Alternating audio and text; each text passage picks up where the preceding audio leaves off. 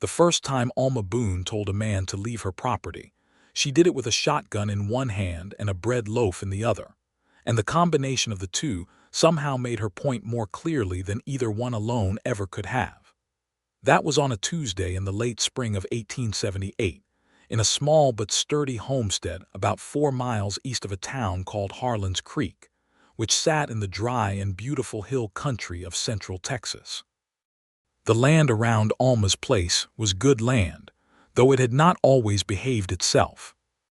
It ran golden and brown through the summer months and turned a rich, deep amber in the fall, and the creek that fed her small vegetable garden came down cold and clear from the hills in the north, even in the driest of years.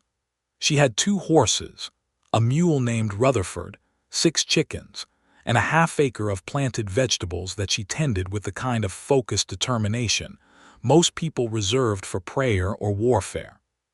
She had been on that land for 3 years since the passing of her husband, Thomas Boone, who had died of a fever the winter of 1875, leaving her with the deed to the property, a modest amount of savings, and a grief so large and so quiet that it had settled into her chest like a stone, and had not yet fully moved. Thomas had been a gentle, steady man, and Alma had loved him in the reliable, rooted way that people love things that have always been there. His loss had not made her bitter. It had made her careful. She was 29 years old that spring of 1878. She stood at a height that cleared most door frames without trouble, with dark brown hair that she wore pinned up during the day and loose at night, and eyes the color of strong coffee, and hands that were capable and calloused, and had learned over 3 years to do everything that 2 people had once done together. She had a neighbor, an older widow named Ruth Garland, who lived about a mile to the south, and she had a general acquaintance with most of the people in Harlan's Creek, but she did not count many of them as close friends. She was polite, and she was respected, and she was, by most accounts, doing fine. Whether she was actually fine was a question she had not fully answered for herself, but she was not in any particular hurry to examine it. The man who sat down on her fence rail that morning in late May arrived on a bay horse that looked road-tired but well-kept, which told her something right away. A man who looks after his horse even when he is worn out is a man who understands that some things deserve attention regardless of his own condition. She noticed this and filed it quietly in the back of her mind, the way she filed most things she observed. She had been mending a section of fence along the east pasture when she heard the horse coming up the road. She straightened, put her hand to her eyes to block the morning glare, and watched him come. He was tall in the saddle, that much she could see. He wore a dust-colored canvas coat and a dark hat that had clearly seen better years, and his horse moved at an easy walk that suggested neither urgency nor laziness, but just a kind of steady, unhurried progress that seemed to match the man. He stopped at the gate of her property, which stood open as it usually did during working hours, and he looked at her from there for a moment, and she looked back at him. "Morning," he said. "Morning," she said back. She had not reached for the shotgun yet. She saved the shotgun for men who did not bother to say good morning. "I was wondering if you might be willing to sell a meal," he said. "I passed through Harlan's Creek about an hour ago, and the hotel's cook was apparently having a bad morning. I'd pay fairly for whatever you could spare." Alma studied him. He was somewhere in his early 30s, she guessed, with a lean, angular face that looked like it had spent most of its life outdoors and had made its peace with that. He had blue eyes that were steady and not unkind, and a jaw darkened by a few days of growth that he had not bothered to shave. His hands on the reins were relaxed, not tight, which was another thing she noticed. "I don't generally feed strangers," she said. "That seems reasonable," he said, with no particular offense in his voice. "I don't generally ask." She looked at him another moment. "What's your name?" "Clayton Carson," he said. "I rode down from Abilene. I'm not carrying anything I shouldn't be, if that's your next concern." "My next concern was going to be whether you eat bread," she said, "because that's mostly what I have this morning. Bread and cold beans and coffee." "That sounds considerably better than what I had in Harlan's Creek," he said. She nodded toward the hitching post near the barn. "Tie your horse. I'll heat the coffee." That was how it began. Not with any particular drama or ceremony, but with bread and cold beans and the kind of clear morning light that makes even simple things look worth looking at. Clayton Carson tied his bay horse at the post, unsaddled the animal without being asked, and gave it water from the trough beside the barn, all of which Alma observed through the kitchen window with a careful and not entirely neutral eye. He came inside when she called him and sat at her kitchen table with his hat in his hands, which he placed on the bench beside him rather than on the table, and he ate what she set in front of him without complaint or excessive compliment, just with a quiet appreciation that communicated itself in the way he ate slowly and thanked her twice in the course of the meal. "Where are you headed?" she asked. "South, mostly," he said. "I had a job on a cattle drive that ended in Abilene about 3 weeks ago. I'm moving on." "To what?" He considered this for a moment. "I don't have a specific answer to that at present." She looked at him. "You're drifting." "I am," he said, and said it without any defensiveness, the way a man states a fact that he is neither proud nor ashamed of. "That's a hard way to live," she said. "It's got advantages," he said. "Nobody expecting anything from you." Alma was quiet for a moment, pouring coffee into 2 cups. She set one in front of him and kept the other for herself. "And nobody giving anything to you either," she said. He looked at her with a slight directness that she felt in the center of her chest, which startled her a little, and then he looked down at his coffee. "That's also true," he said. He paid her 25 cents when he was done, which was more than she had expected, and he thanked her again and went to get his horse. Alma stood at the kitchen door and watched him, and he had already walked past the gate when he stopped and turned back. "You're mending that east fence," he said. "The post at the far end is going to pull out when the ground gets dry again. You've got it set too shallow." She looked at him. "I know," she said. "I haven't had time to redig it." "I could set it for you," he said, "for another meal if you were willing." She was quiet for a long moment. The morning was bright around them, and a mockingbird was making a considerable amount of noise in the oak tree near the barn, and the air smelled of cedar and warming dirt. She thought about Thomas, and about the stone in her chest, and about the fence post that she had been meaning to fix for 6 weeks. "Come back tomorrow morning," she said. "I'll have breakfast." He nodded and rode off, and she went back to work, and she did not think about him again until supper, and then after supper, and then once more before she slept, which was 2 more times than she was entirely comfortable with. He came back the next morning, as she had said. He arrived at exactly the time a working man would arrive if he had been sleeping somewhere nearby, and had eaten his own breakfast and set out with purpose, which told her he had camped nearby overnight, likely along the creek. He went straight to the east fence without being directed to it, and spent the better part of the morning redigging the post hole, and resetting the post with a care and solidity that Alma recognized as the work of someone who understood that things built to last require more effort than things built to get by. She brought him water at mid-morning, and they stood by the fence and drank and looked out over the land, and the conversation came in the easy, intermittent way of people who are comfortable with silence. "How long have you been here?" he asked. 3 years, she said. "Alone the whole time." "My husband died the winter of 1875, she said. She had learned to say it plainly because plain was kinder to herself than careful. He was quiet for a moment. "I'm sorry," he said, and it sounded like he meant it. "Thank you," she said. "You've kept the place well," he said, and looked out over the pasture and the garden and the barn, and she could tell he meant that sincerely too, because a man who does not mean something does not look at it the way he was looking. Breakfast was good that morning.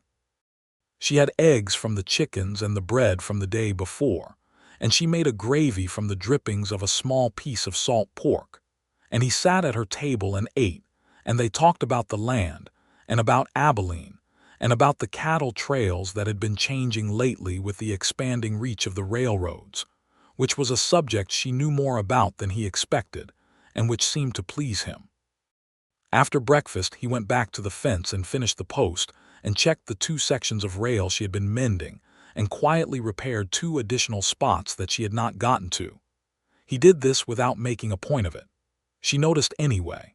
At midday she told him he had done more than a breakfast was worth, and he said he had not had anything particular to do with the rest of the morning, and she looked at him for a moment, and then asked if he wanted coffee before he rode on.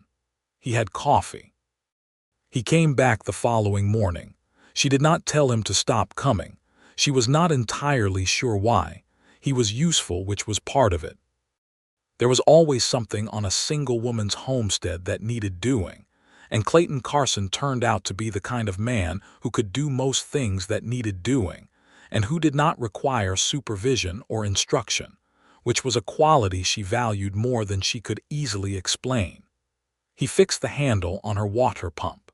He reseated the hinges on the barn door that had been dragging for a month. He found where the chickens had been losing eggs to a small gap beneath the henhouse floor and closed it up with a piece of board and 2 good nails. But he was also just pleasant to have nearby, and that was the part she was less comfortable examining. He had a camp set up along the creek, about a half-mile north of her property. He had his bedroll and a small fire ring and a canvas strung between 2 cottonwood trees for a rain shelter, and he seemed perfectly content there. He was not a man who required comfort. She could see that. He moved through the world with a kind of self-sufficiency that was both admirable and a little lonely-looking, the way a good horse standing alone in a large field looks fine, but like it was made for company. He came for breakfast most mornings, and sometimes stayed through the noon hour, and occasionally helped into the afternoon. He never stayed for supper without being asked, and she did not ask him, not at first. Their arrangement was not named. It existed in the way of things that have not been defined, because defining them would require a conversation neither party was certain they wanted to have. Ruth Garland came to visit on a Thursday in early June, riding up on her gray horse with a pie wrapped in a cloth, and her sharp, dark eyes already scanning the property for things of note. Ruth was 62 years old and had the energy of a woman half that age and the opinions of a woman twice it. "Who's the man at the fence?" Ruth asked before she had even dismounted. "His name is Clayton Carson," Alma said. "He's been doing some repair work."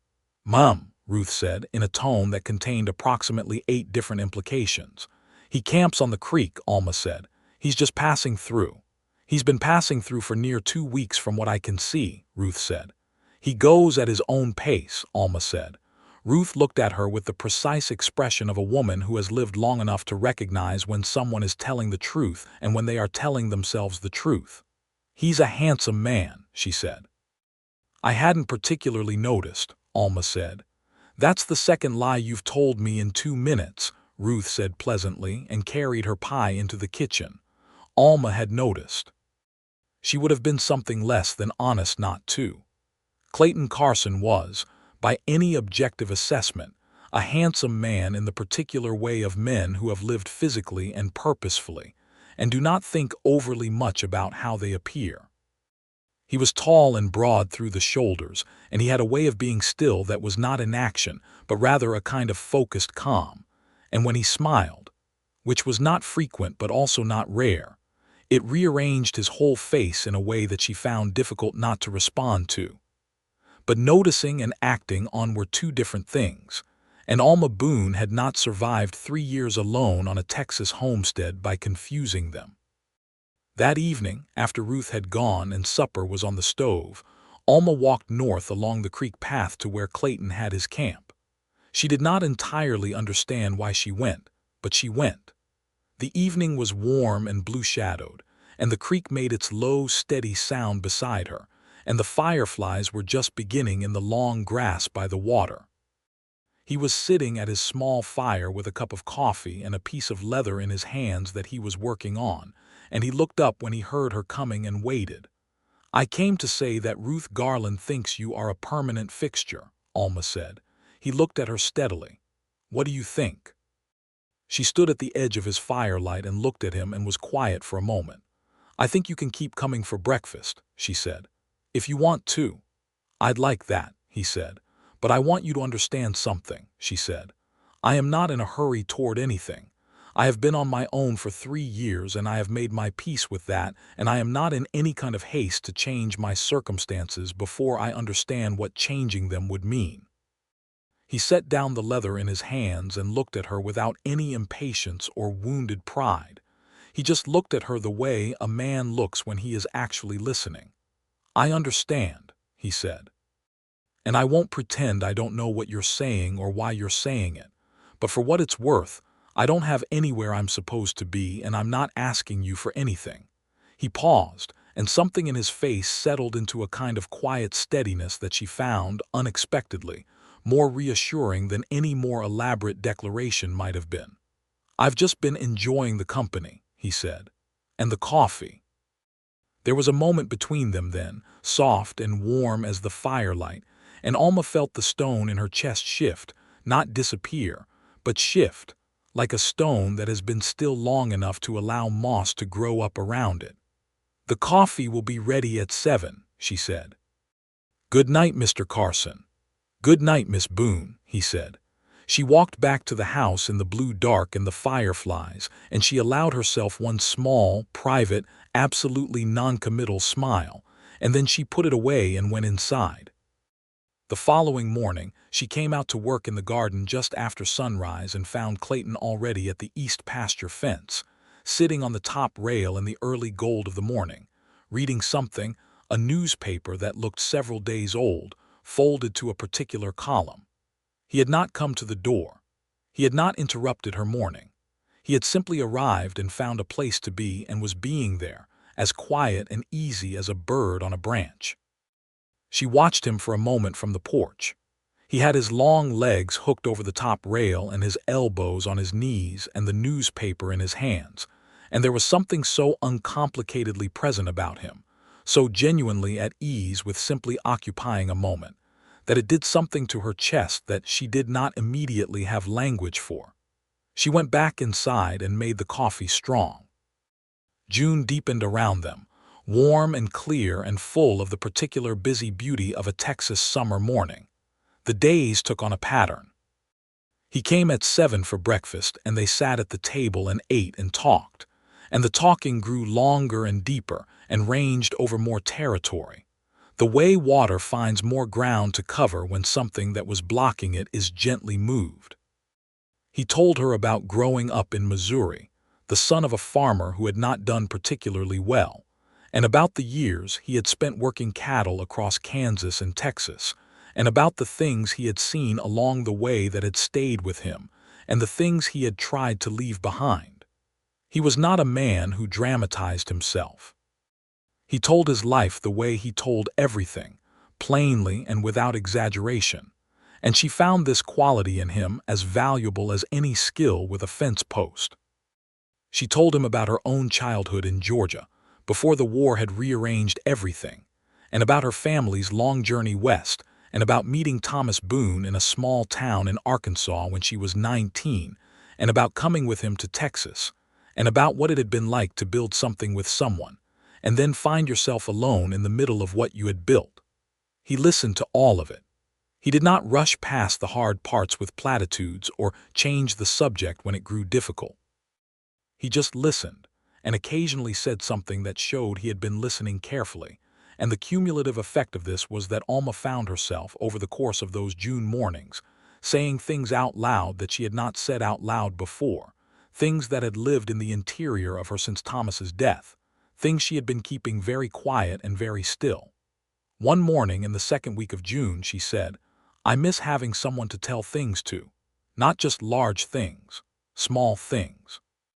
The way the light looked on the water this morning, whether the beans are coming in better than last year. Things that don't matter enough to wait and write in a letter, but that you want to say out loud to someone who will hear them." He was quiet for a moment, looking at his coffee cup. Then he said, "I know what that is. I've been talking to my horse for about 3 years for that same reason." She laughed, a real laugh, sudden and clear, and it surprised her a little. She had laughed since Thomas died, but not often in the sudden, unself-conscious way of someone who is not guarding themselves. This laugh came from a different place, and they both felt it. He was smiling too, that rearranging smile that she had been carefully not cataloging, and their eyes met over the table and stayed for a moment longer than strictly necessary. She looked back at her coffee. He looked back at his, but something between them had shifted another fraction, quiet as the slow turning of a season. On a Friday in mid-June, Alma went into Harlan's Creek for her regular supplies, loading her wagon with the week's purchases at the general store kept by a broad, efficient man named Dallin Marsh, who had known her since she came to the area and treated her with the straightforward respect he gave to anyone who paid their account and kept their word. She also stopped at the post office and at the small dry goods store to buy thread, and she was coming out of that store when she nearly walked directly into a man named Garrett Pelly. Garrett Pelly was 35 and owned a medium-sized cattle operation about 8 miles to the west. He was not an unpleasant man in the way of men who are actively unpleasant, but he was persistent in a way that she found wearing, and for the past 6 months he had been making it steadily clearer that he considered Alma Boone's homestead and Alma Boone herself to be, in some sense, available to an offer. "Mrs. Boone," he said, tipping his hat. He was a solid, square-jawed man with a well-kept appearance and the easy confidence of someone accustomed to being taken seriously. "I heard you've got a hired hand these days." "I have someone helping with repairs," she said. "Someone from the creek, I heard," he said. "A drifter." "Someone passing through," she said, her tone clear and level. "You need to be careful about that kind of thing," he said. "Woman alone, letting strangers camp on her land." "I appreciate your concern," she said, in a way that communicated she did not, and moved past him toward her wagon. He walked alongside her for a few steps. "I've been meaning to come by and talk to you more seriously," he said. "About the future, your future specifically." "My future is my own business, Mr. Pelly," she said. "It's not good for a woman to be in your situation indefinitely," he said. "I've got a solid property and good prospects. I take care of things properly." She stopped and turned to look at him. She was not angry exactly, but she was clear in a way that did not leave room for misunderstanding. "I will decide what is good for me," she said. "When I am ready to make a decision about my future, I will make it for myself and on my own terms. I am not looking for anyone to take care of things on my behalf." He looked at her for a moment, and then his expression shifted into something slightly less certain, and he said, "Well, all right, Mrs. Boone, but the offer stands." "Good day," she said, and climbed up to her wagon. She was still sorting out her feelings about that conversation when she got back to the homestead and found Clayton finishing up work on the water pump housing, and she was quiet enough getting down from the wagon that he came over to help with the supplies and looked at her face and said, "Rough day in town." "Garrett Pelly," she said. He carried 2 sacks of flour into the kitchen and came back for more without asking. "The cattleman west of here. He's been making propositions," she said, "and today was another one." "Today was what he apparently considers a serious one," she said. She handed him a box of dry goods and took the last sack herself, and they went inside together. "He means well, I suppose, in his own way. He just doesn't understand that meaning well and actually being good for someone are not the same thing." Clayton set the box on the kitchen table. "No," he said. "They're not." She looked at him. He looked back, and there was an understanding in his expression that she felt as something warm and low, a recognition that went past the surface of the words. "Would you stay for supper?" she said, and surprised herself slightly with the asking. He looked at her for a moment, with something careful and respectful in his eyes, and said, "I'd like that very much." Supper that evening was simple and good, and they sat at the table and talked past the food and into the evening, the lantern burning warm between them, and outside the Texas night settled in deep and full of stars. They talked about the changing country and the railroad coming further south, and what that would mean for the land, and for small homesteaders like herself, and for drifting men like him. They talked about what a person wanted from life when the loudest urgencies had been met, when there was food and shelter and enough, what was left that mattered. "I think I want to stop being in motion," he said, and it was the first time he had said anything quite that direct, and he seemed to know it because he was quiet for a moment after.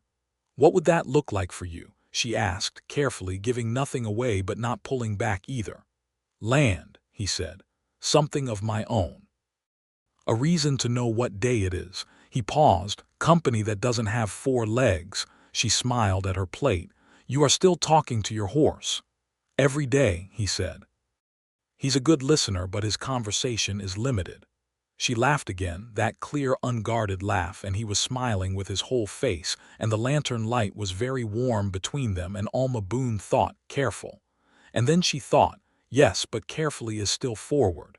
She did not name that thought, but she kept it. Through the last weeks of June, the work of the homestead continued, and Clayton continued alongside it. He was not a hired hand in any formal sense. They had never discussed wages, and he had not asked for any. He helped because he was there and things needed doing, and he was the kind of man who moved toward need rather than away from it. But there was a new quality to their time together now, a quiet awareness, like a current running under clear water, visible if you looked but not turbulent, not pushing, just present. He had, she noticed, stopped mentioning heading south. She had noticed but not commented on it. On a Wednesday morning near the end of June, a summer storm came in fast from the northwest with the particular bad intent of a Texas storm in early summer. The sky went green-yellow with a speed that was not subtle, and Alma came running out of the garden with her arms full of the pole bean trellises she had been working on. And Clayton came around from the barn at the same moment, and they nearly collided in the yard. And he grabbed the trellises from her arms, and she went back for the last of them. And by the time they were both running for the barn porch, the first fat drops were hitting the dust in dark circles. They made it under the barn overhang just as the sky opened in earnest, and stood together against the barn wall with the rain coming down in solid gray sheets in front of them, and the thunder rolling in deep and close, and the lightning making everything white and sharp. The air was suddenly cold and smelled of wet cedar and ozone and good soaked earth. They stood close in the narrow, dry space under the eave, not touching, but close enough that she could feel the warmth of him beside her. "That came fast," she said. "Well," he said, "the rain hammered down." The chickens had gotten inside the henhouse in time, and Rutherford was in the barn, and everything that mattered was where it should be. There was nothing to do but stand and watch the rain. "I like storms," she said after a while. "I do too," he said, "when you're not in the middle of them." "When you're dry," she agreed. "When you've got something solid over your head," he said. He said it simply, but she felt it as something larger, a man who had been without solid things over his head for a long time saying what that felt like. She turned her head and looked at him from a foot away. His profile was sharp in the gray storm light.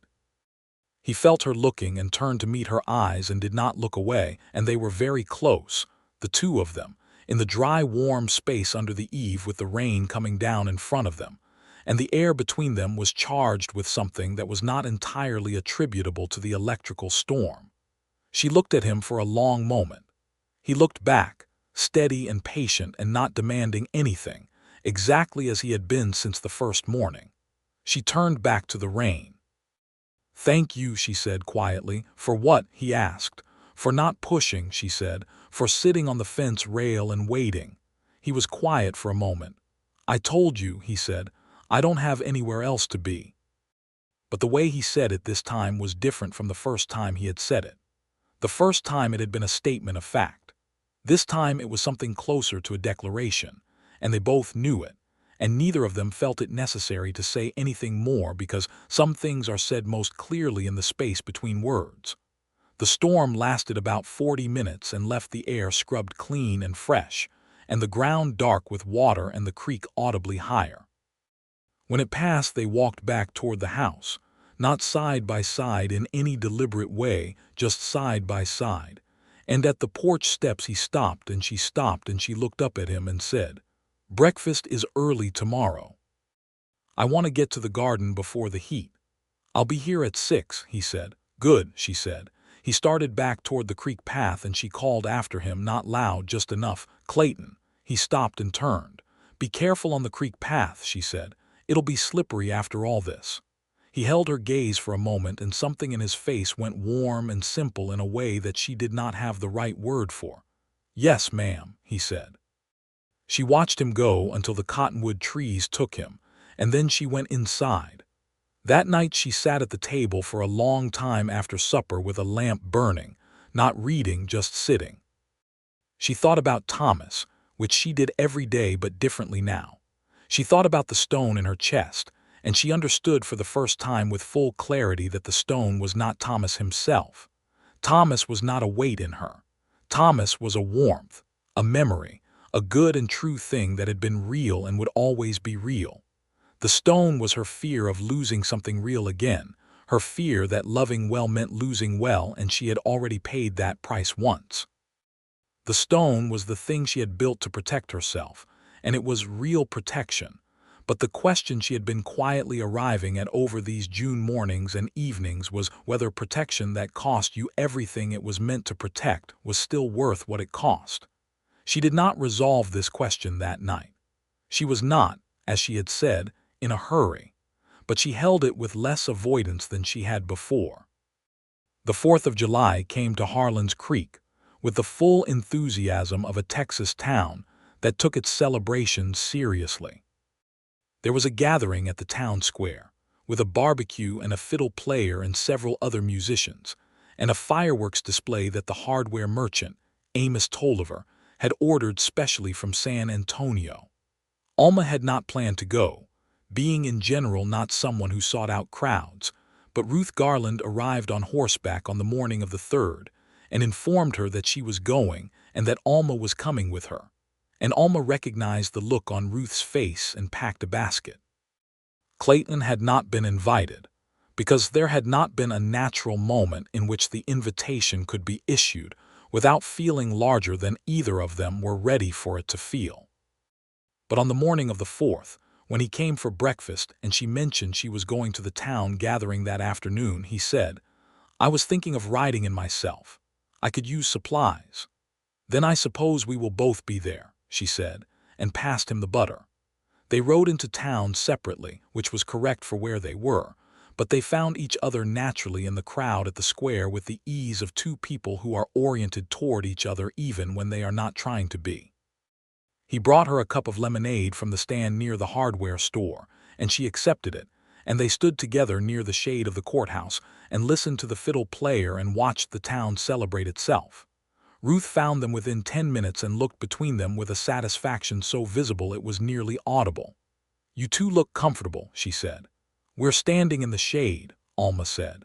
"Mum," Ruth said, and drifted off to speak to someone she had just spotted.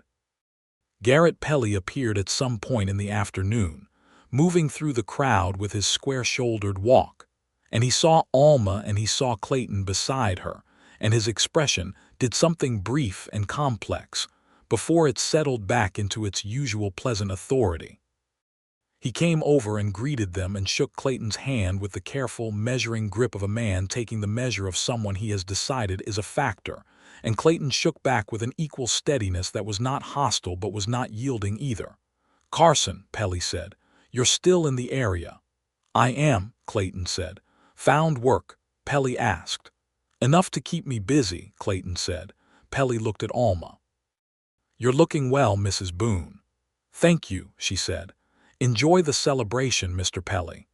He took this for what it was and moved on, and Alma was quietly glad to see him go, and Clayton said nothing about the exchange, which she appreciated. As the evening came on and the fireworks were being set up, they found themselves sitting on the steps of the courthouse, slightly away from the main crowd, and it was easy and quiet between them in a way that she recognized now as a quality particular to him, that quality of ease without vacancy. He was never simply filling silence. He was occupying it. "This is a good place," he said, looking at the town. "It is," she said. "It's small, but it's real." "I like small," he said. "Small is manageable." "Do you think you'll move on soon?" she asked. She asked it carefully, not as a request, just as a genuine question. He looked at her. "I haven't been thinking much about it lately," he said. "What have you been thinking about?" she asked, and she was surprised by her own directness, but she did not retract it. He was quiet for a moment. "You," he said, simply, without drama, just the plain fact of it. She looked at the courthouse steps and felt the warmth move through her, real and clear as the sound of the fiddle rising from the square. "I told you I wasn't in a hurry," she said. "I know," he said. "I'm not asking you to be. I need you to understand that it isn't about you," she said. "Not about any fault in you. It's about me needing to be certain." "I know that too," he said, "and I need to be sure that what I feel isn't just." She stopped. "Just what?" he asked gently. "Just loneliness doing the work that something real should do," she said. "I've been alone a long time, and I'm aware that solitude can make things appear larger than they are." He looked at her for a long moment, and then he said, with a quietness and an honesty that reached her more deeply than any performance could have, "I've thought about that too, for myself. Whether what I feel when I'm with you is real or whether I've just been alone so long that any warmth looks like the sun." He paused. "And I think it's real. I think you're someone I haven't met before, and I think this place feels like something I've been looking for, and I think I knew it within about 3 days of sitting on your fence rail." He looked at the square, where the first firework was going up into the darkening sky. "But I'm not going anywhere. You take whatever time you need. I mean that." The firework broke open above them, gold and white, and the crowd made the sound crowds make for fireworks, and Alma sat on the courthouse steps in the warm summer night beside this man who had come from nowhere and sat down on her fence rail and stayed, and she felt the stone in her chest, which had been shifting for weeks, move again. It did not disappear, but it had moved enough that something else could exist alongside it, something growing and warm and careful and real. She did not say anything then, but she reached over, very quietly, and put her hand over his where it rested on the step between them, and left it there for the full length of the fireworks display. He turned his hand under hers and held it not tightly, just steadily, the way he did everything. They rode home separately that night too, but it was different now, and they both knew it. July moved forward with the full weight of a Texas summer, which was considerable. The days were long and dry and brilliant with heat that settled into the land by mid-morning and did not leave until well after dark. The garden required watering twice daily, and Alma was up before first light most mornings to get it done before the sun made the work punishing. Clayton had quietly shifted his camp upstream to a spot closer to the homestead, which neither of them acknowledged directly but which had the practical effect of making him available for the early mornings, and he took over the hauling of water from the creek to the garden with the same easy competence he applied to everything. They had settled, without discussion, into something that was not courtship in any formal or named sense, but was unmistakably that in spirit. They ate most meals together now. They worked alongside each other through the days. In the evenings they often sat on the porch, where there was usually a small breeze off the hills, and talked or were companionably quiet, and the talking was the best kind, the kind that goes on after everything obvious has been said and moves into the deeper territory where people actually live. He told her about the hardest years of his drifting, which had not been the ones without money but the ones without direction, when he had understood that he was surviving but not building anything, not becoming anything, just moving from one temporary place to the next with no accumulation that mattered. "There was a winter," he said one evening, "in Kansas. I was 26.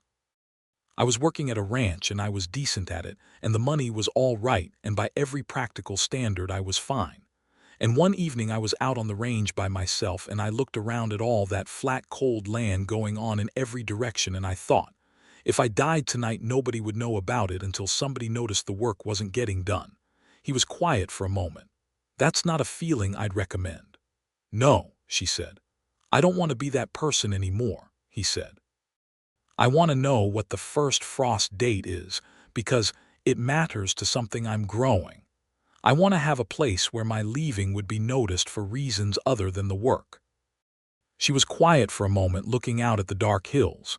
"You would be noticed," she said, and said it simply and directly, and felt the courage it took to say it and was glad she had said it. He looked at her with that full, steady look. "I know," he said. "I know that now. In the second week of July, Alma rode to town for supplies and came back to find that Garrett Pelly had paid a visit to the homestead while she was gone. She knew because Clayton told her, standing at the barn where she was unhitching her horse, with a careful expression that told her he was giving her information rather than his opinion. "He came by about an hour after you left," Clayton said. "He wanted to know if you were home." "What did you tell him?" she asked. "I told him you'd gone to town and I expected you back by midday. He said he had a business matter to discuss with you." "Did he?" She started leading her horse into the barn. "He also said," Clayton paused in a way that told her what was coming would require him to be careful. "He said that he thought you might be at a disadvantage in making decisions with someone working the property who had an interest in your staying single." She stopped with the horse and turned to look at him. "He said it politely," Clayton added. "I'm sure he did," she said. She was not angry at Pelly in a passionate way. She was tired of him in a way that was more draining than anger. "What did you say?" "I said I thought you were capable of managing your own interests," Clayton said.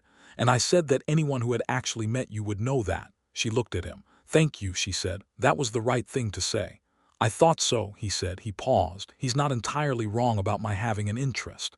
"No," she said, "but he is entirely wrong about what that means." "Yes," Clayton said, "he is." She finished with the horse and they walked back toward the house, and she said, "I'm going to speak to Garrett Pelly clearly the next time I see him. I've been polite long enough."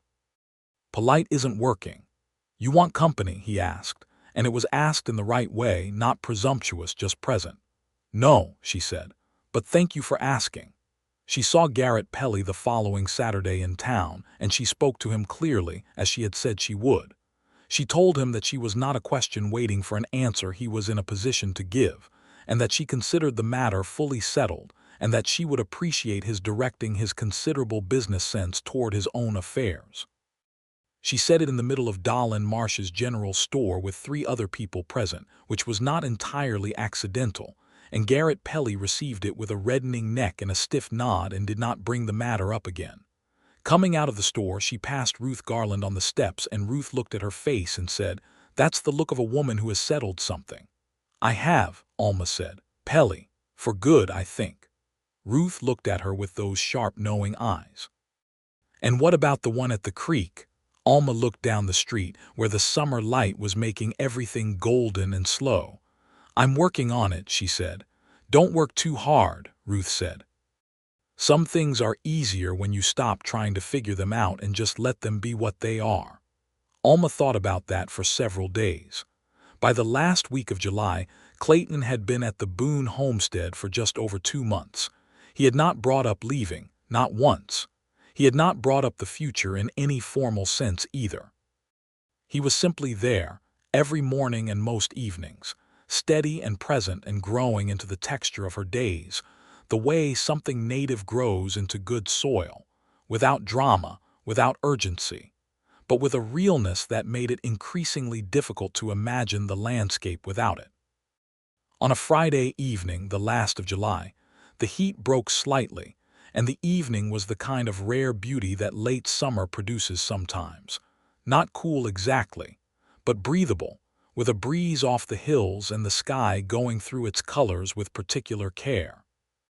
Alma had made a full supper with a piece of beef she had gotten from the butcher in town, and they ate at the table with the windows open to catch the air, and then they took their coffee to the porch and sat.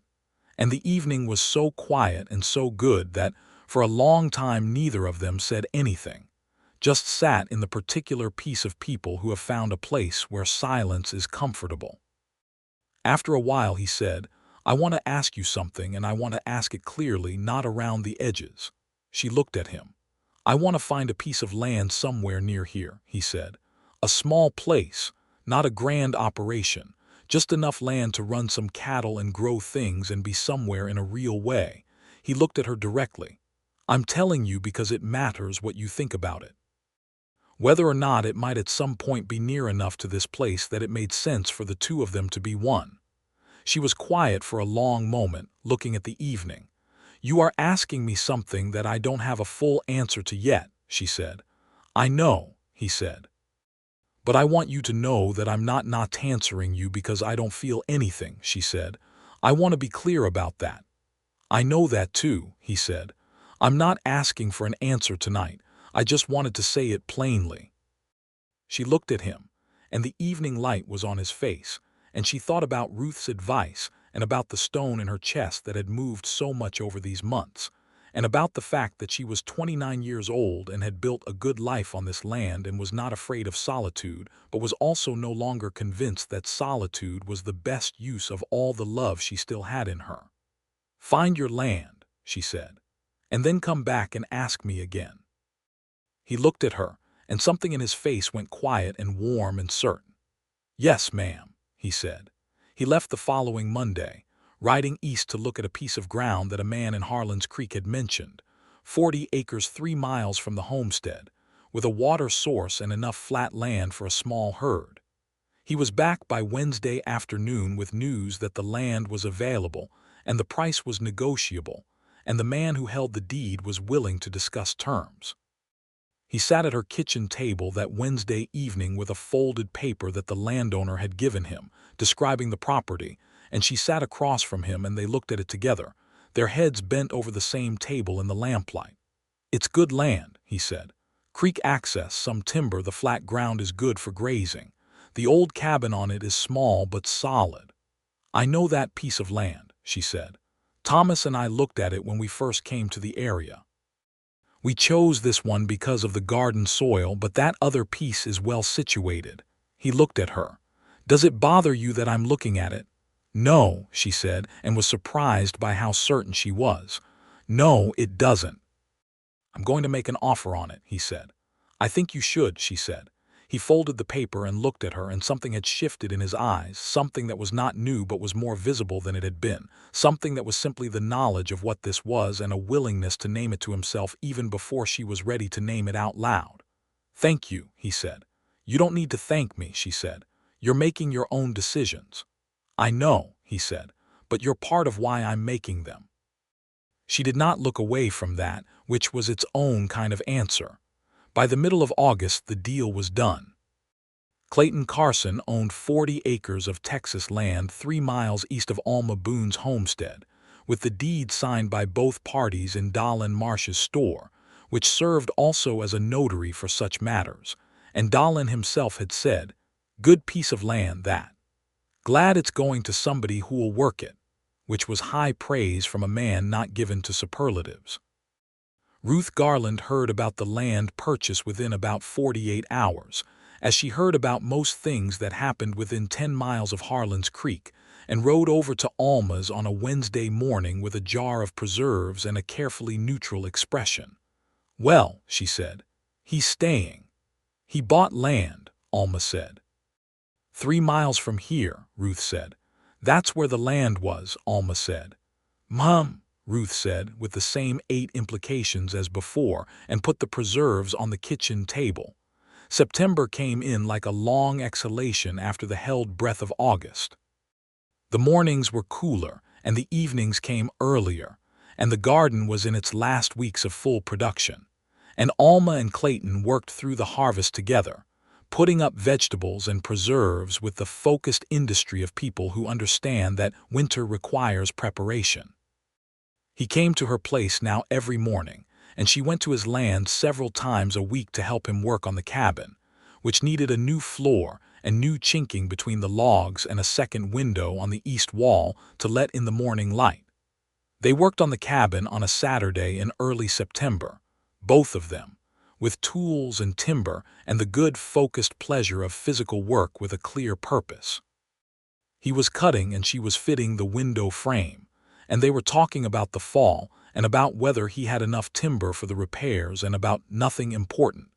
And at one point she reached up to fit the frame into the opening, and it was slightly too heavy for the angle, and he stepped behind her and reached up alongside her to support the weight of it, and they were standing together, his arms bracketing her, his chest against her back, both of them holding the frame in place.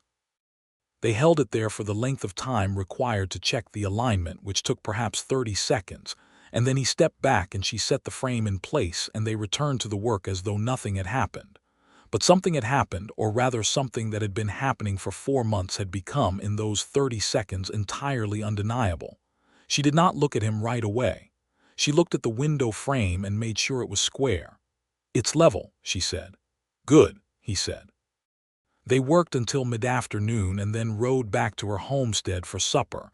And after supper, on the porch in the blue-going evening, she said, "Clayton." "Yes," he said. "Ask me again," she said. He turned to look at her. He understood immediately what she meant, and his expression went through something quiet and serious and then settled into something steady and warm. "Alma," he said, and said her name like it was something he had been saving carefully. "I would like to share my life with you. I would like to come home to the same place every evening, and I would like that place to be wherever you are. And I would like to build things with you and grow things with you and be someone who matters to you and to whom you matter." He paused. "I know you said you weren't in a hurry, and I meant what I said about that, and I want you to know that whatever you tell me tonight is all right. But I had to ask because I am sure, and I don't want to spend another day being sure and not saying so." She was quiet for a moment. The evening had gone fully blue now, with the first stars appearing, and the crickets were very loud in the long grass, and the air was that perfect early September temperature that lasts for about a week and makes you remember every year why the work of summer was worth it. "Thomas was a good man," she said. "He was the best man I knew when I was 19, and I am still grateful for every year I had with him." She looked at Clayton. "But I am 29 years old and I have been afraid of this for 3 years and I am tired of letting the fear have the last word." She looked at him. "Yes," she said. "That is my answer. Yes." He reached across and took her hand the way she had taken his on the courthouse steps in July, just held it steadily. And they sat on the porch in the deepening evening, with the stars coming out overhead, and the crickets singing, and the land around them quiet and real, and belonging to them both. And the warmth between them was not the warmth of two lonely people finding comfort in each other, but the warmth of two real people who had looked at each other carefully and chosen. They were married on a Saturday in October of 1878 at the small Methodist church in Harlan's Creek, which was the only church in town and served most of its religious needs regardless of individual denominational affiliation. Reverend Hobbs, a thin, cheerful man who had been in Harlan's Creek for 6 years and had developed a flexible theology well suited to a frontier town, officiated with genuine warmth, and only 3 times the usual length of ceremony, which Ruth Garland later said was appropriate given the significance of the occasion. Ruth herself was there, of course, seated in the front row with a new hat and an expression of serene satisfaction. Dahlin Marsh was there. Several of the neighboring homesteaders and their families, people Alma had known for 3 years and who had watched her build her life, and who greeted Clayton now with the kind of careful respect given to men who have demonstrated they are worthy of the thing they have. Alma wore a dress of deep blue that she had made herself over the preceding 3 weeks, and she carried a small bunch of late-season wildflowers that she had gathered from the fields along the creek. And she walked up that aisle with the bearing of a woman who has made her decision fully and without reservation, and who is walking toward it rather than being carried. Clayton was already standing at the front, and when he saw her, his face did the rearranging thing, and this time there was nothing in it reserved or held back, just the full open warmth of a man looking at the thing he loves. They said their words clear and certain, and Reverend Hobbs said his words, and outside the church the October light was gold and slanted and beautiful, and when it was done and they came out into that light, Clayton put his arm around her and she leaned into it, and it fit, the way things that are the right size fit, and that was that. The wedding supper was at Ruth Garland's house, because Ruth had arranged it and no one had thought to argue with her. And there was excellent food, and the fiddle player from the 4th of July was there again.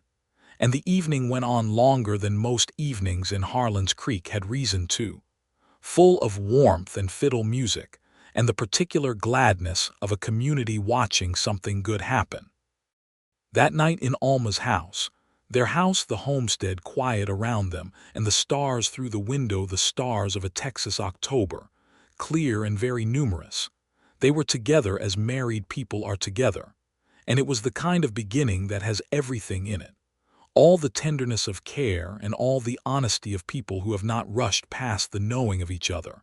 And Alma thought, in the peaceful warmth after, that if she had been braver or lonelier or more impulsive, she would have gotten to this place faster, and in doing so would have gotten here wrong. The right speed was the speed it had taken. That winter, they worked on the question of the two properties. It was not, practically speaking, simple. Two homesteads 3 miles apart, both with their own stock and water sources and structures, presented a logistical question. After several weeks of practical conversation that covered the land and the cattle plans and the garden and everything in between, they decided that Alma's homestead was the better house and the better garden ground, and that Clayton's 40 acres would be used as grazing land for a small cattle operation that he would run as the primary income, with Alma's place as the actual home. The cabin on his land would be maintained for use during cattle work. Clayton sold his bay horse, Jasper, whom he loved but who was a trail horse rather than a working horse, and bought a pair of good quarter horses suited for cattle work.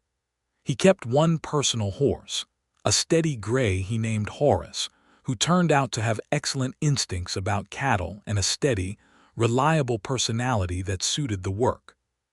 He brought his cattle knowledge and his practical competence and his willingness to work from first light to last without complaint.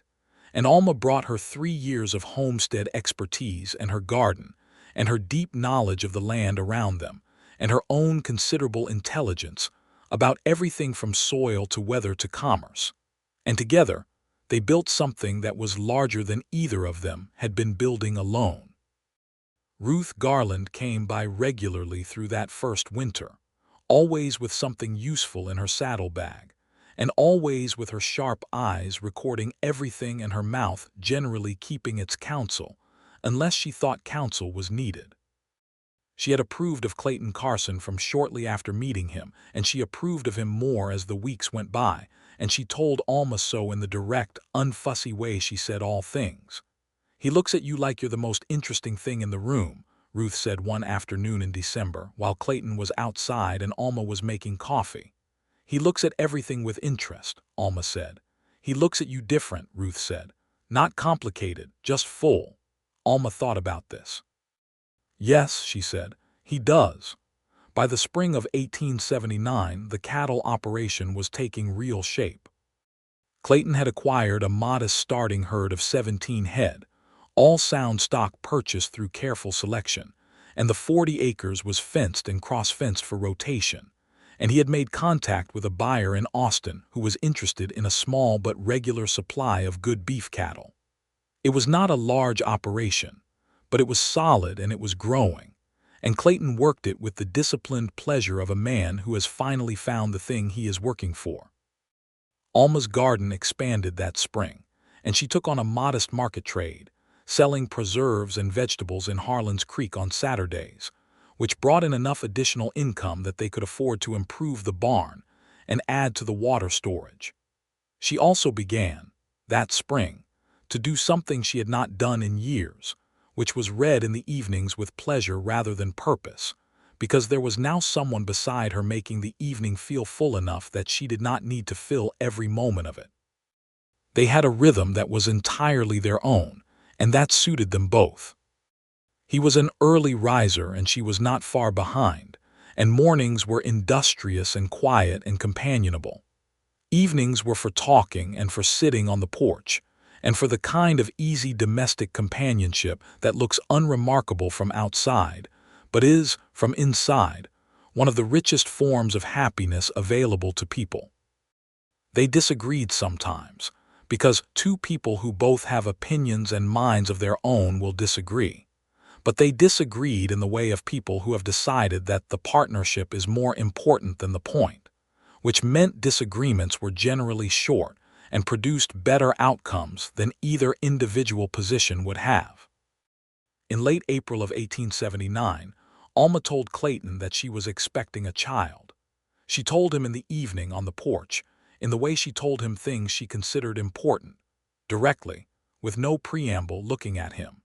He was quiet for a moment, and then his face did something she had not seen before, something that was beyond the rearranging smile, something that was the full-on look of a man to whom something enormous and real has just been given.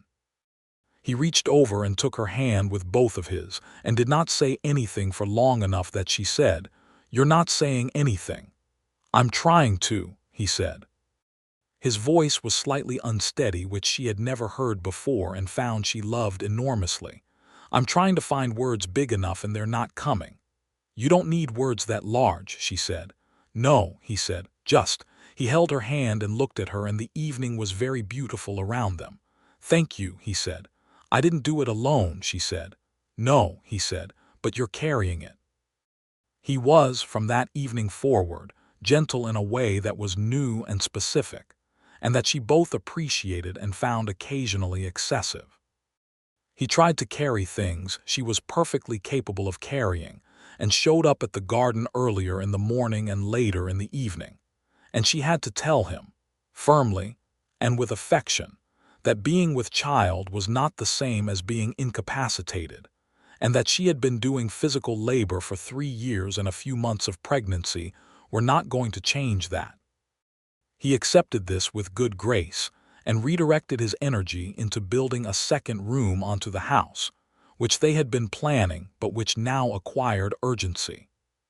He worked on it through May and June with the same focused competence he applied to everything, and Ruth Garland's son, who was a carpenter in a town 20 miles away, came down for 2 weeks to help with the framing and the roof, and by the end of June the room was done, with a good window facing east and solid walls and a wooden floor that Clayton had laid himself with careful precision. The summer of 1879 was a good one on the land.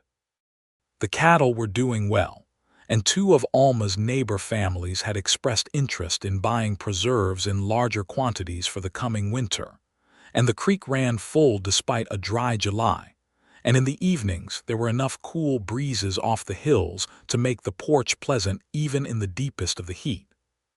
Clayton read to her sometimes in the evenings, which she had not expected to love as much as she did, the 2 of them on the porch with the last light fading, and his voice going through whatever they were reading together with that same steadiness he brought to everything else.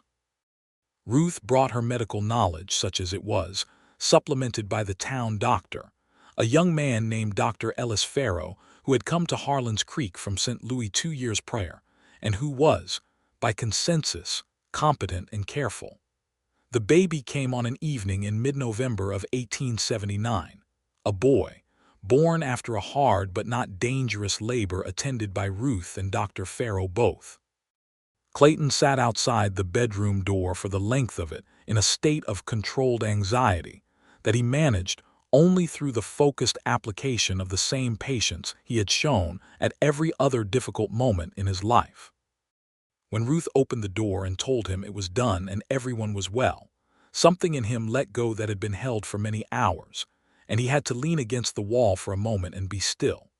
He came into the room, and Alma was pale and tired and entirely herself, looking at him from the bed with those coffee-brown eyes, and in her arms was a small, red-faced, deeply serious-looking person who was examining the world with the expression of someone encountering something they had not been briefed on. "He looks suspicious," Clayton said, sitting at the edge of the bed. "He takes after me," Alma said. "He wants to understand things before he commits to them." "Smart boy," Clayton said.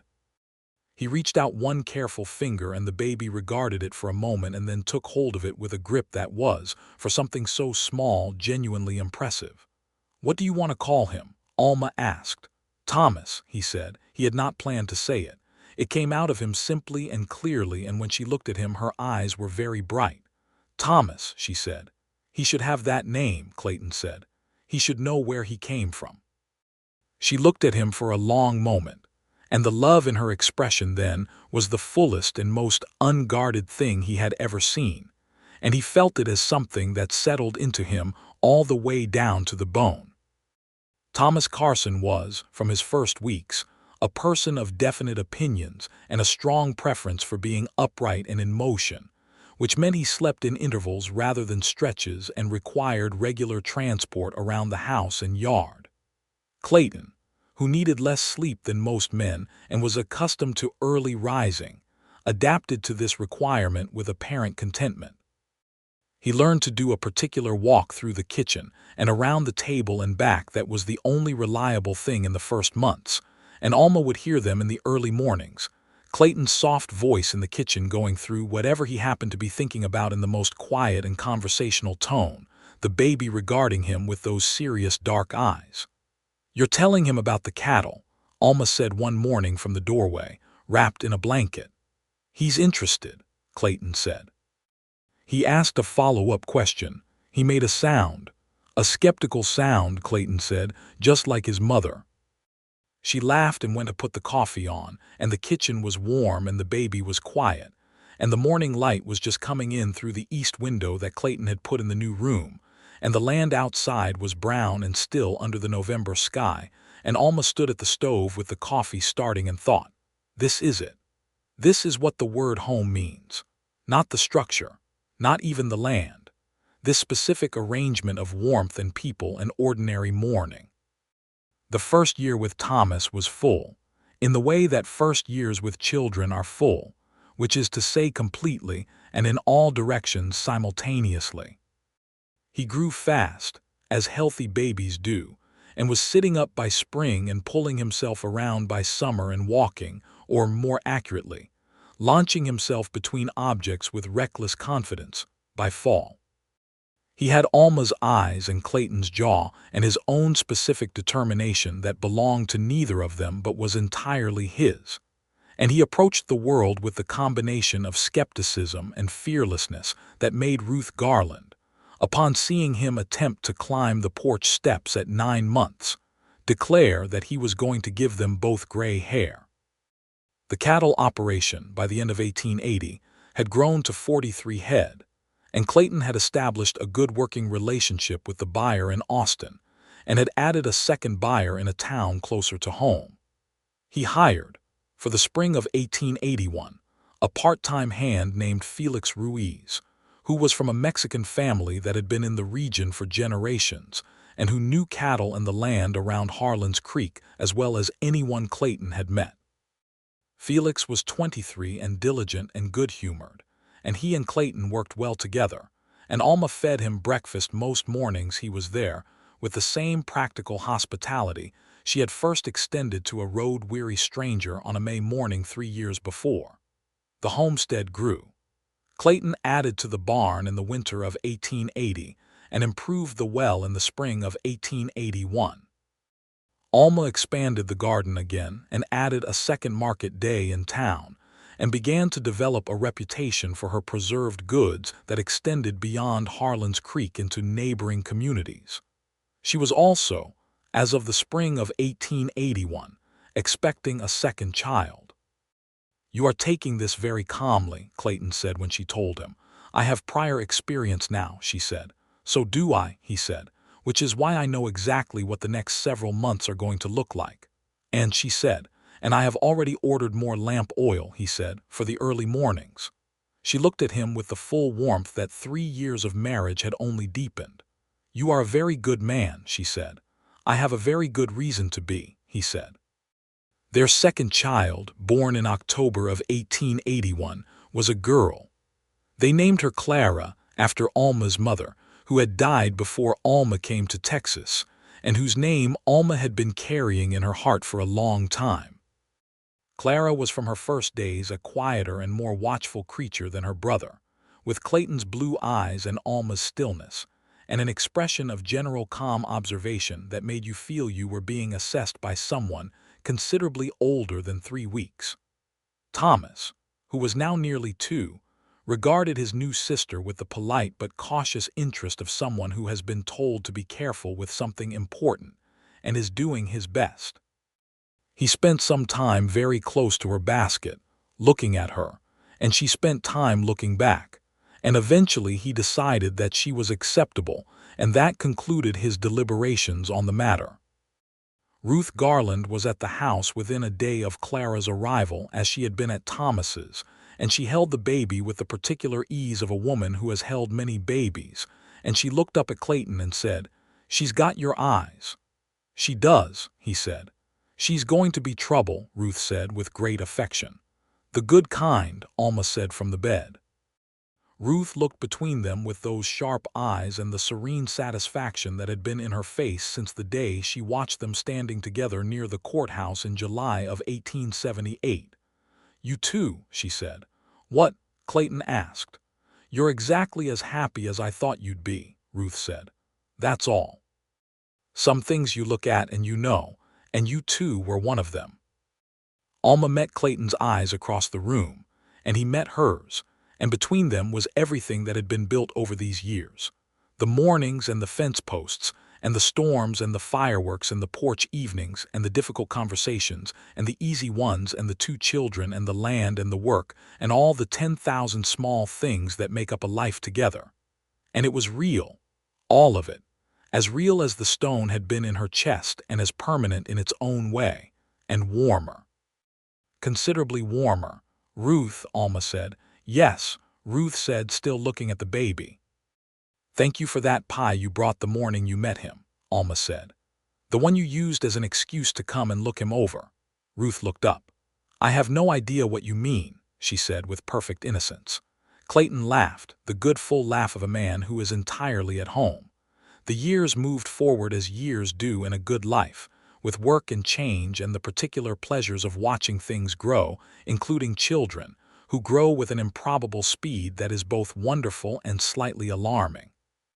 Thomas was in school in Harlan's Creek by 1884, riding a small pony that Clayton had selected with care, and who had the patient, reliable temperament of an animal who understood its job, was to keep a small person safe. He was a serious student who asked questions that occasionally surprised his teacher, a methodical young woman named Miss Crane, who told Alma at the end of his first year that he had a mind like a trap and would need more books than she could provide within another year. Clara, meanwhile, was not yet school age, but was conducting her own rigorous education of everything within her reach. She had by age 3 made friends with Rutherford the mule in a way that Rutherford had not experienced with any human being before, and he would stand patiently while she arranged bits of dried grass on his back and spoke to him in the detailed monologue style of a person explaining something important to someone who needs the full picture. "Rutherford is going to outlive us all," Clayton said one evening, watching this through the barn door. "He is powered by sheer stubbornness," Alma said. "Which is apparently contagious. I wonder where Clara gets it," Clayton said in a tone of complete innocence. Alma looked at him. "The stubbornness," he said. "I'm talking about the stubbornness." "I know you are," she said, "and you know perfectly well where she gets it." He put his arm around her and they stood in the barn doorway in the late afternoon light watching their daughter explain something at length to a mule, and the land around them was golden with the fall colors and the air smelled of turned earth and cedar and hay, and this was their life, and it was everything.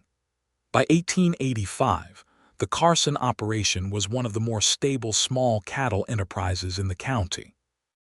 Not the largest, not the wealthiest, but solid and well-regarded, with a reputation for consistent quality that had taken years to build, and that Clayton defended with the same patience and care he applied to everything else. Felix Ruiz had become a permanent employee by this time, and he and his young wife had a small place at the edge of the 40 acres that Clayton had offered him at fair terms in recognition of years of good work. Felix had a son, Eduardo, who was Thomas's age and who became his closest friend.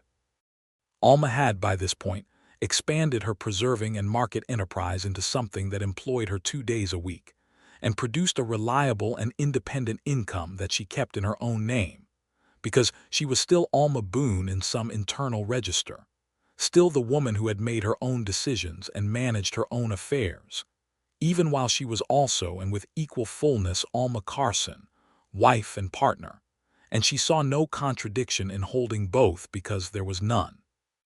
She had also, in the quiet evenings of 1884 and into 1885, begun to write things down, not a formal journal exactly, more like the record of a thinking person who has found that writing is another form of conversation with herself, the kind she had always had but had not previously externalized. She wrote about the land and the seasons, and about the children, and about her observations of the changing country, which was changing rapidly in those years with the railroads and the increasing settlement and the corresponding pressures on the open range, and on the way of life that men like the drifting cowboys had lived. She wrote about Thomas, the first Thomas, who remained real in her heart, and whom she had made her peace with in the fullest sense, keeping him in the rightful place of a man who was truly loved and truly remembered, and whose presence in her past made her present richer rather than shadowed. She showed some of it to Clayton one evening without comment, just passed the pages to him. He read them carefully, which she knew he would, and then he looked up and said, "You should keep writing." "It's just for me," she said. "The best things often are," he said, "but that doesn't mean they're only for you." She thought about this for a long time. Ruth Garland died in the winter of 1886, peacefully in her own home, at the age of 70.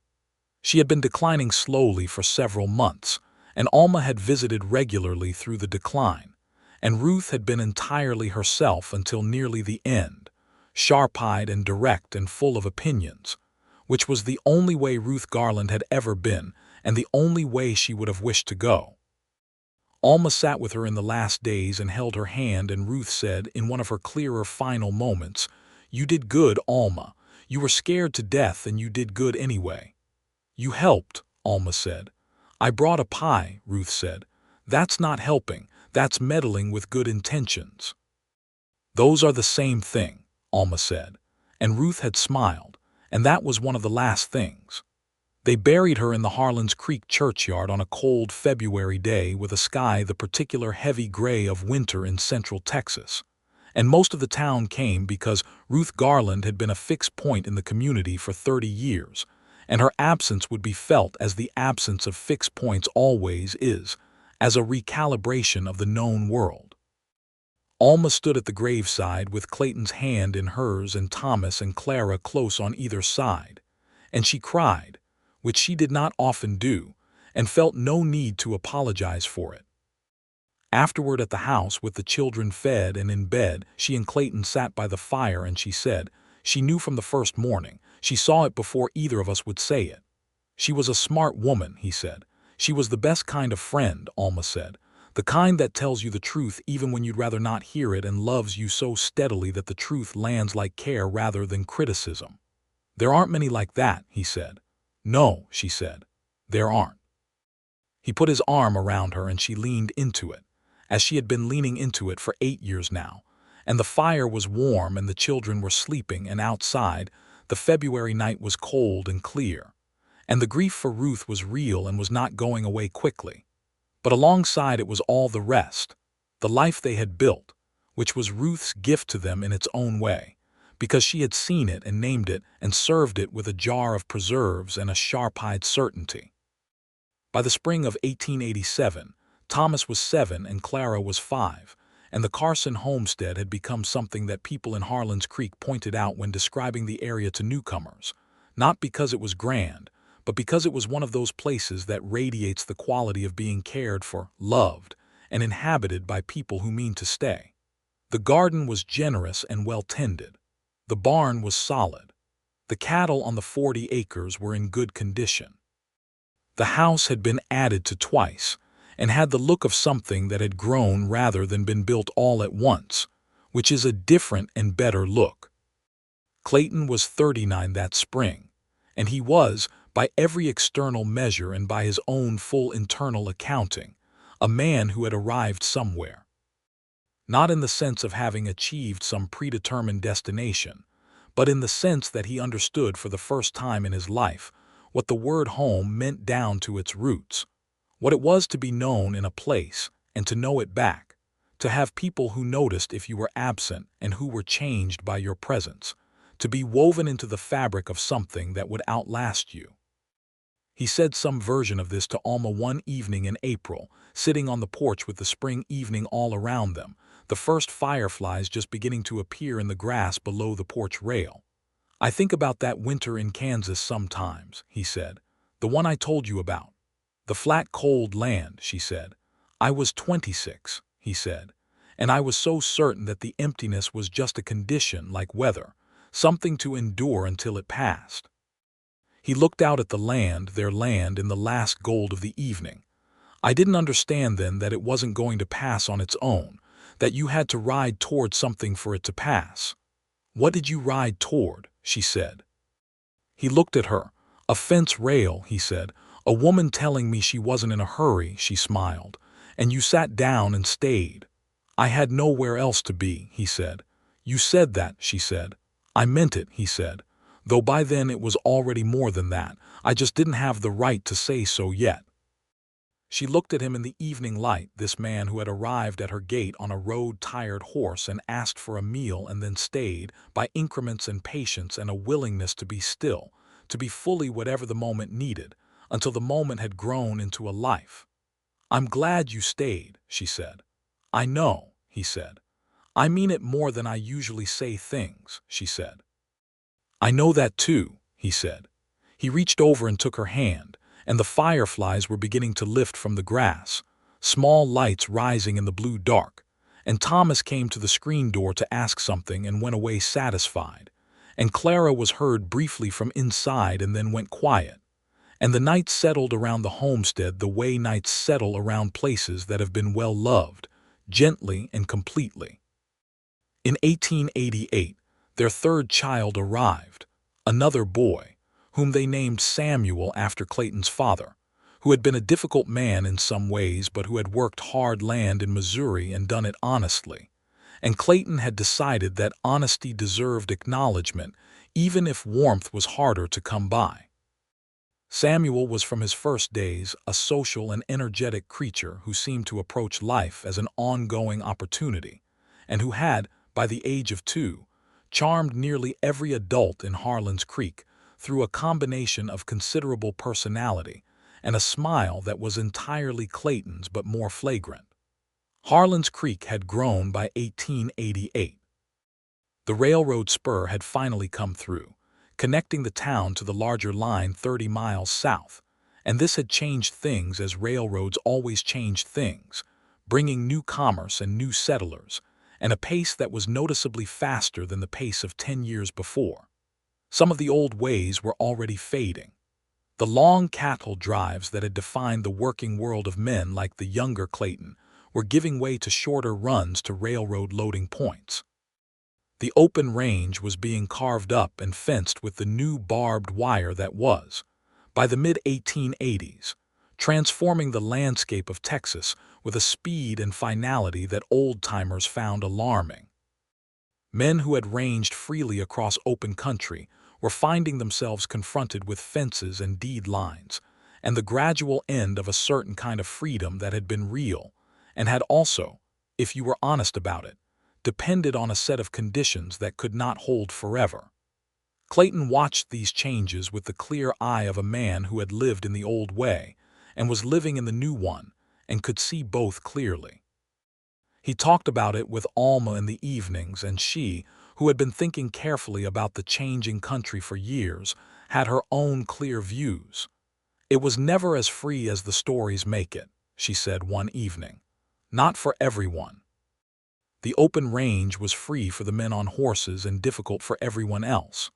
"That's fair," he said. "The people who owned the land in small pieces like us always got pushed around by the big operators," she said. "The fence is changing that, not perfectly, but it's changing it. There were men I rode with who had nothing," he said.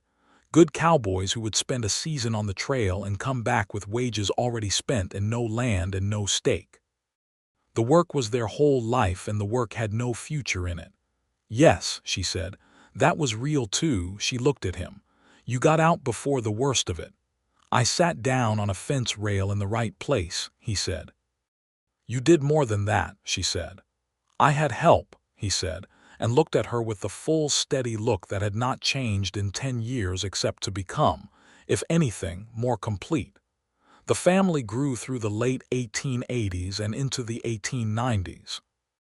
Thomas was reading voraciously by 1890 and showing a serious bent toward the law, which was a thing that had come up enough times in his thinking and conversation that Alma had taken note and started asking about what education in the law would require and how it might be obtained. The nearest school beyond the town level was in Austin, and the question of Thomas's future education was one they began to plan for with the long forward thinking that good parents bring to the shaping of a child's path. Clara was, as Ruth had predicted, trouble of the best kind. She was sharp and opinionated, and had decided opinions about the injustice of the fact that girls were not expected to learn the same things boys were, a position she argued so consistently, and with such clarity that Clayton had long since given up any notion of steering her toward conventionality, and had instead made sure she had access to books and to every practical skill the homestead could offer. She could ride and she could read and she could do mathematics, and she had informed her mother at age 9 that she intended to have a profession. What profession? Alma had asked. I don't know yet, Clara had said, but it will be a real one. Good, Alma had said, and meant it completely. Samuel grew into a boy who seemed to have been born with the specific social intelligence necessary for being at ease with every kind of person, which his father had had to develop deliberately, and which his mother had in careful measure, but which Samuel seemed to simply possess. He was also, everyone agreed, the one who most resembled Clayton in face and manner, and watching them together was a particular pleasure for Alma, that continuity of look and bearing, the large and the small version of the same steadiness. In the summer of 1891, the Carson family took a rare journey to Austin, the first such journey the children had taken, ostensibly to investigate Thomas's educational prospects, but also simply as an adventure, because they had not traveled together as a family beyond the range of Harlan's Creek and the surrounding area, and the world beyond was large and should be looked at. They were gone for 10 days, traveling by train from the nearest station, and they saw the Capitol building and the university and a dozen other things that were new to all of them, and Thomas stood outside the courthouse in Austin with an expression of such focused purpose that Alma thought, yes, all right, that is what he is. Clayton stood beside her and watched his son's face. He's decided, he said. He decided years ago, she said. He just needed to see it in person. Like his mother, Clayton said. She looked at him. What does that mean? You knew what you wanted, he said. You just needed to be sure before you said so. She was quiet for a moment, and then she said, that is not unfair. They walked through Austin with their 3 children, this man and this woman who had met across a gate in the spring of 1878 over a question of bread and fence posts, and the city was large and busy and full of the new century that was coming, and they were part of it, carrying what they carried, which was considerable, and going forward, which was the only direction that made sense. On the train home, Thomas was reading a law book that Alma had purchased for him at a bookshop in Austin. Clara had a new sketchbook and was filling the pages with drawings of everything that passed the window with a speed and accuracy that surprised the conductor who looked over her shoulder. Samuel had made friends with every person in the car within the first hour. Clayton was asleep, or nearly, with his head tilted back and his long legs stretched as far as the seat allowed, and Alma sat beside him with the Texas landscape moving past the window, the cedar hills and the brown grass and the wide sky that never quite looked like sky anywhere else. And she thought about May of 1878 and a gate, and a man on a bay horse asking for a meal, and the long journey that had happened between that morning and this evening. She thought about the stone in her chest that had once been very heavy and was now the faintest memory of its former weight, transmuted by years and love, and all the particular ordinary miracles of a shared life into something that was simply part of her history, something she carried easily and without damage. She thought about Thomas Boone, the first Thomas, who had loved her well and whom she had loved well. And she held him in his right place, which was warm and real and past. And she felt no guilt for the happiness she was sitting in the middle of, because life is made of chambers and each one is real in its time, and the heart, if you let it, is bigger than any single loss. She looked at Clayton sleeping beside her and felt the full weight of her love for him, which was a different love than her first love, and not less than it, but different in the way that things are different when you choose them from a place of full knowledge, rather than the more innocent knowledge of youth. She had chosen him knowing what loss looked like. She had chosen him slowly and carefully, and with her eyes open, and the choice had held 10 years and was holding still and would hold. He opened his eyes because he had a way of knowing when she was looking at him and found her looking. "What?" he said, still half asleep. "Nothing," she said. He looked at her for a moment with those steady blue eyes, and then he said, "You're thinking so loudly I woke up." "Sorry," she said, not sorry. He reached over and took her hand, which had been resting on her knee, and held it as he had been holding it in one form or another for more than a decade. His hand was calloused and warm and exactly familiar. The train moved through the golden Texas afternoon. "Clayton," she said. He said. "I was thinking about the first morning," she said. "When you came to the gate." He was quiet for a moment. "What about it?" "I was thinking that if I had been less careful I would have missed it," she said. "The real thing, by going too fast past it." "And if I'd pushed," he said, "same result." "Yes," she said. He squeezed her hand. "I told you I had nowhere else to be." "You told me you had nowhere else to be, and then you sat on my fence rail," she said, and smiled, and it was the clear, full smile of a woman who is not guarding herself, not holding back, not afraid of what comes next. "Best decision I ever made," he said. She leaned her head against his shoulder, and the train carried them home through the long afternoon, through the Cedar Hills and the Creek Valleys and the golden land of Central Texas, home to Harlan's Creek, and to the homestead with the good garden and the solid barn, and the 40 acres of cattle ground 3 miles east, home to the place that was theirs, built by their hands and their patience and their willingness to sit still long enough for the right things to grow.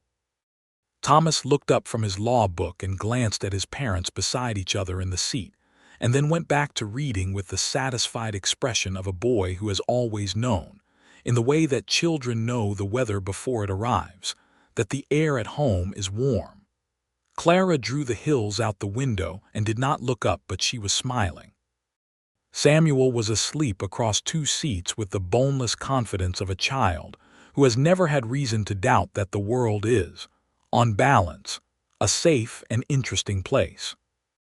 And the train moved on through the afternoon, and the sky over Texas went through its colors the way it always did, as though it had nowhere particular to be and was simply taking its time, and the land below it was full of the quiet, solid, unglamorous, extraordinary abundance of ordinary life well lived.